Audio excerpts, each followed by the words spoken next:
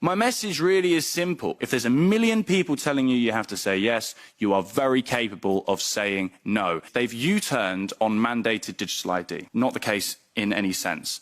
There are multiple ways that they are bringing this through the back door. For example, if you're a company director in England now, or Britain, you are required to sign up to something called One Login. Now, that all sounds nice on the face of it, but quite simply, that is a centralised login portal for you to be able to run a limited company. You won't be able to be self-employed unless you sign up to One Login. The Children Wellbeings and Schools Bill is another thing that they're pushing through. This is essentially where they say that if you want to homeschool your children, they will have to have a digital ID. And what they're doing is they're automatically transferring NHS numbers into lifelong IDs for children. Get them young, right? And then that way they grow into it. And what is homeschooling? Oh, well, it's you escaping from state indoctrination, if you ask me, and having the autonomy and freedom to bring up your children the way you see fit. We've got intelligence services. 77th Brigade is another example. Literally an investigation unit that used to track our tweets, our posts during the lockdown days. If they had a digital ID, if they had access to every inch of information in our life, God knows what kind of power that's going to deliver to the state.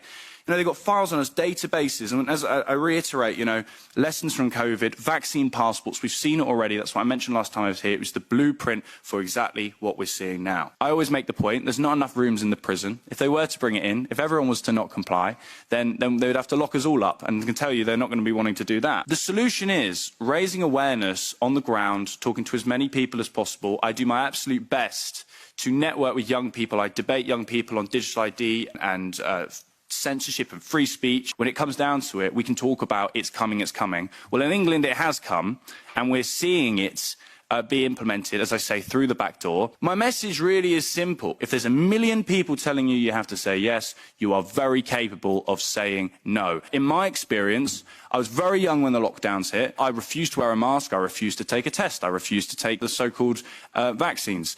I refused to social distance, go along with any of the mandates. And through that, I was massively isolated. I didn't subscribe to anything that they have put forward, which I know is fundamentally Orwellian and wrong, because ultimately 2 + 2 = 4, not 5. And we need to drive that message and let young people know that they are capable, they do know something's wrong. Let's provide them the answer as to what that problem actually is, rather than what the education system is proposing. And maybe, just maybe, you can rely on young people to drive the foundation of the Western world to be something that's free, prosperous, and away from this Orwellian enslavement. So thank you very much, and it's a pleasure. Thank you for having me here. Thank you.